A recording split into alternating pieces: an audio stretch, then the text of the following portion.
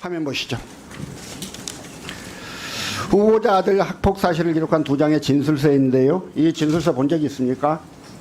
저는 본 일이 없습니다. 후보자님, 여기 나오시기 전까지 한 번도 안 보셨어요? 언론을 통해서 이런 것이 있다는 사실을 이게 알게 된 거예요. 후보자 아들의 학폭 사실을 기재한 진술서라고 하는 거는 아시죠?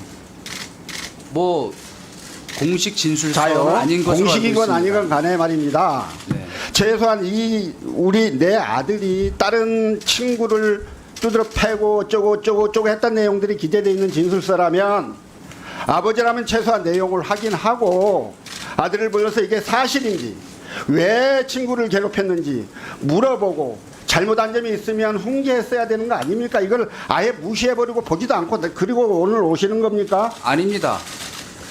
제가 분명히 아니 이걸 내용이 안 봤다는 게 말이 돼요? 안 봤다는 게 아니 여기에 대해서 여러 가지 시비가 있을 수는 있는데요. 그러나 내 아들의 학폭 사실이 절절하게 기재되어 있는 내용을 여기 오시면서 보지도 않고 왔다라고 하는 그런 답변을 하실 수 있는 거예요, 아니, 지금? 저 질문에 조금 제가 차분히 한번 말씀을 드릴게요. 뭐냐면 아까 질문하셨을 때는 후보자님 이 원본을 본 일이 없다는 것이고 내용은 압니까? 질문하신 거에 대해서 제가 답을 할 시간을 주셔야 되는 거 아닙니까? 아유, 나중에 내용은 한꺼번에 할까요? 보셨어요?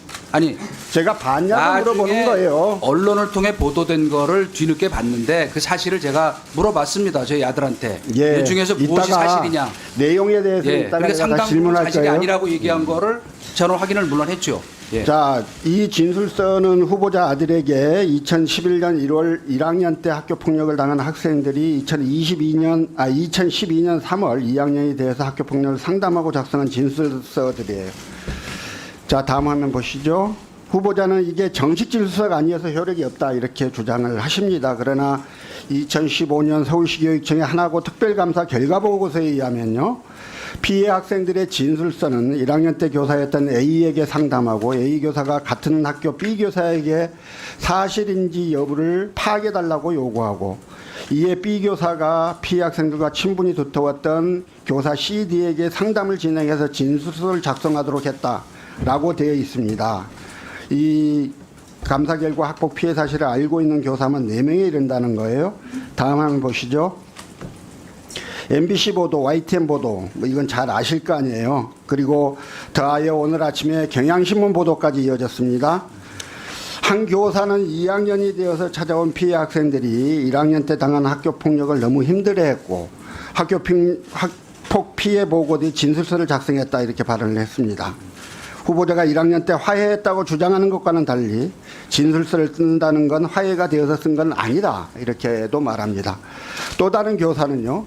피해 학생들은 1학년 때 이미 학교에 여러 차례 도움을 요청했는데 이후에도 문제가 해결되지 않자 믿을 수 있는 교사를 찾아가 도움을 달라고 했던 것이다 이렇게 이야기를 합니다.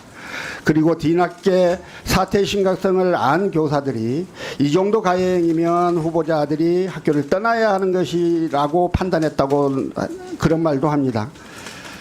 후보자는 이와 관련해서 피해자 한 명이 일관되게 학폭이 아니라고 주장을 하고 있어서 사실과 다르다 이렇게 이야기를 합니다만 전체적인 결과들 즉 서울시 교육청의 특별감사 결과 보고서 당시 피해 학생들을 상담한 교사의 증언 뭐 여러 가지 것들을 보면 진술서 내용이 사실이라는 점을 알 수 있습니다. 다음 화면 보실까요?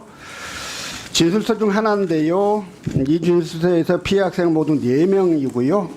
뭐 알고 계시겠지만 1학년인 3, 4월부터 팔과 가슴을 수차례 때리고 침대에 눕혀서 밟고 핸드폰을 뺏어서 게임을 하고 자신을 피해 다닌다며 책상에 머리를 300번 부딪히게 하고 매점에서 자신의 것을 사라고 강제해서 돈을 쓰게 했고 뭐 이런 내용들이 적혀 있습니다. 지금 여기에 나와 있는 내용들 중에 일부는 사실이 아니고 일부는 사실이라고 할 수 뭐 그렇게 주장하실 걸로 보입니다만 자, 이 사실이라고 아들이 인정한 내용 중에 후보자가 해명한다고 했던 아이들 사이에 약간의 다툼이 있었다는 정도를 말고 그 정도를 넘어서 폭행이나 괴롭힘 그리고 갈치라고 볼 만한 내용은 있었습니까 없었습니까? 제가 그 알고 있는 내용만 이야기해 주시죠. 제가 알고 있는 범위에서는 이런 갈취라든가 뭐 핸드폰을 뺏었다든가 하는 거는 사실이 아닌 걸로 알고 있습니다. 아들이 혼날까 봐 아버지한테 거짓말했을 가능성은 없습니까? 한 10차례 불러서 물어봤습니다. 그런데 네. 당시 진술서를 받았던 교사들은 이게 모두 사실이라고 주장하고 있습니다. 어떻게 답변하시겠습니까? 그거에 대해서는 제가 딱 두 가지로 얘기하겠습니다. 뭐냐, 이 경우에 제일 중요한 건 솔직히 아무도 그 현장을 본 사람이 없습니다. CCTV가 있는 것도 아니고.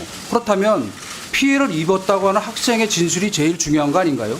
그리고 그 사람이 지금 물론 이제 그 당시엔 학생이었지만 본인이 입장문을 내면서 그냥 아는 대로 쓰라 그래서 다른 사례 들은 것까지 썼다고 분명히 밝혔고, 본인도 가해를 일방적 가해가 아니고 가해를 했는데 그거는 기록을 안 했다 그랬고, 더 중요한 거는 지금 이 사람들이 그건 2015년 지금 의원님이 말씀하신 청문회 때 다 나온 얘기입니다. 뭐냐, 담당 조사 상담을 했던 교사분들조차도 인정한 겁니다. 이 학생들이 나중에 이걸 서명 날인을 하라 그랬더니 거부했습니다. 그러니까 이게 어떻게 말하자면 공식 진술서입니까? 저는 이렇게 봅니다. 이거는 저희가 경찰서에 옛날에가 조사를 받으면 임의 진술이라는 걸 합니다.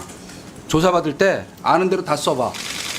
그런 정도 수준의 것이라고, 물론 그렇다고 해서 학폭이 없었다는 건 아닙니다. 그러나 그것이 나중에 재판에서 증거로 채택되려면 본인의 엄밀한 서명 날인이 있고 말하자면 담당 검사의 조서의 기록이 돼야 됩니다. 근데 지금 아무 서명 날인도 돼 있지 않은 거를 이게 진실이니까 이걸 인정하라 그러면 그건 좀 강변 아니신가 싶습니다.